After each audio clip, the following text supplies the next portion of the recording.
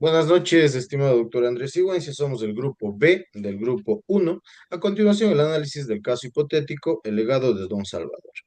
El tipo de sucesión aplicable, pues conforme el Código Civil ecuatoriano, se distingue dos tipos de sucesión, testada e intestada. La sucesión mixta no está reconocida de forma expresa como una categoría autónoma dentro del sistema ecuatoriano, aunque algunos autores la mencionan en contextos doctrinales cuando existe un testamento parcial. En este caso, el testamento ha sido declarado nulo. Acorde al artículo 956 del Código Civil del Ecuador, la sucesión puede ser testada o intestada. Es testada cuando el difunto ha dispuesto de sus bienes para después de su muerte, conforme a las reglas del testamento, y es intestada cuando no hay testamento válido o cuando el testamento no dispone de todos los bienes.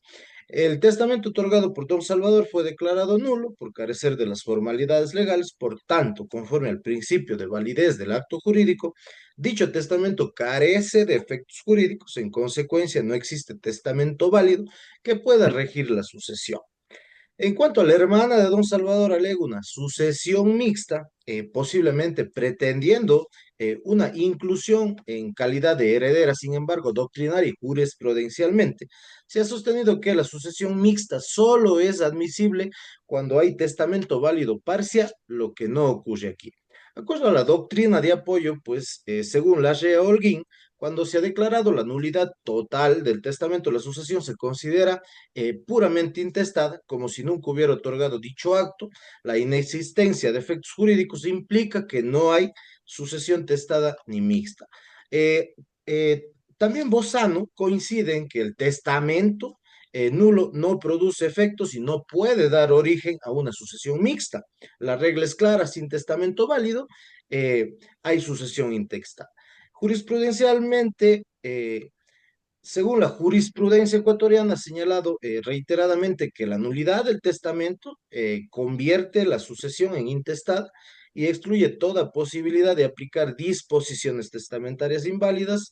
Esto en la Corte Nacional de Justicia, en su resolución número 061/2017. Ya, continuamos con la reconstrucción del patrimonio hereditario. Para repartir las herencias debemos hacer cuatro conceptos claves. El acervo común. En el artículo 1357 del Código Civil se suma todos los bienes de don Salvador al morir. La hacienda, el departamento y los vehículos, con un total de $280.000. Como segundo tenemos el acervo ilíquido, que de acuerdo al artículo 1001 del Código Civil es el acervo común menos las deudas y gastos. Las deudas y gastos suman un total de 28.000, obteniendo el acervo líquido, que sea asimismo, según el artículo 1001 del Código Civil, serían 252.000 disponibles para repartir. Además, para calcular las legítimas y verificar que no hubo afectación a los herederos, sumamos las donaciones que don Salvador hizo en vida: 80.000 a Lucía, 30.000 a Andrés, 20.000 a Manuel, totalizando 130.000, que nos da un acervo imaginario de 410.000, que permite repartir equitativamente la herencia y aplicar la colación conforme al artículo 1208 del Código Civil y la doctrina de Somarriba y Larrea. En este análisis es importante tomar en cuenta la colación hereditaria de los bienes otorgados en vida. En este caso analizaremos si Lucía, Manuel y Andrés deben colacionar lo que recibieron de su progenitor, entendiendo que el objetivo de la colación es mantener la equidad entre los herederos forzosos, como bien lo indica en el artículo 222 del Código Civil, que los hijos deben colacionar las donaciones recibidas en vida por parte del causante, a menos que el donante haya expresado que no es necesario colacionar. En este caso, Lucía recibió una casa de $80.000. Como fue una donación, es importante y no hay constancia de que se excluyó de la colación. Sí se debe, en este caso, coleccionar. En cuanto a Andrés, sus estudios costaron $30.000. También debe coleccionar como gastos significativos, añadiéndole a que Manuel recibió $20.000 para un negocio que también se toma en cuenta dentro de la colación.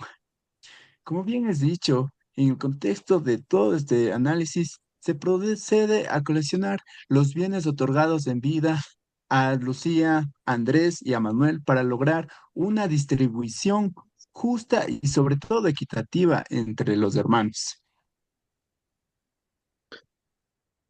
Cónyuge sobreviviente conforme a los artículos 1199 y 1001.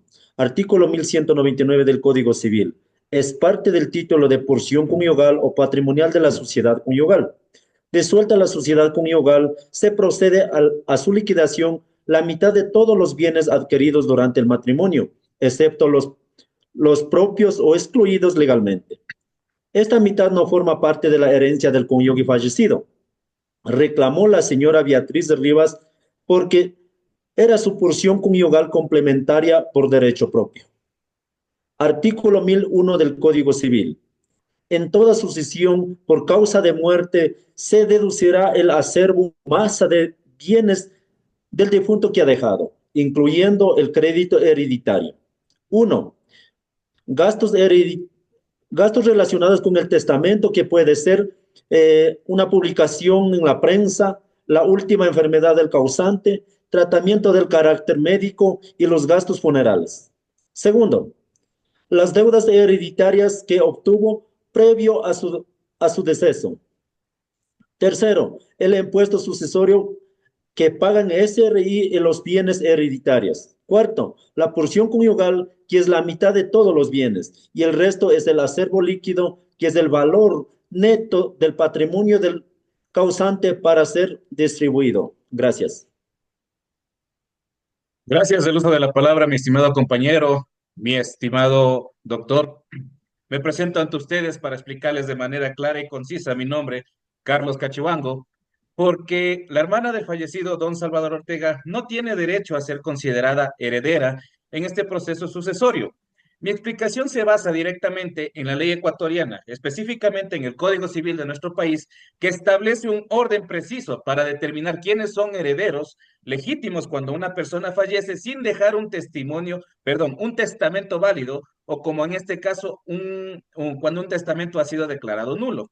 La ley es muy clara al definir una jerarquía de herederos, lo cual se conoce como sucesión intestada. En el primer lugar de esta jerarquía se encuentran a los hijos del fallecido. En el artículo 1028 del Código Civil es contundente al señalar que los hijos incluyen a los demás herederos y excluyen, en este caso, que no se ocupa o no se los llega a ocupar. Don Salvador Ortega tuvo 3 hijos, Andrés, Lucía y Manuel, quienes están vivos. Su existencia legal y su posición en el primer orden sucesorio son razón fundamental para la cual otros familiares, en este caso la hermana del difunto, no pueden ser considerados herederos en esta sucesión.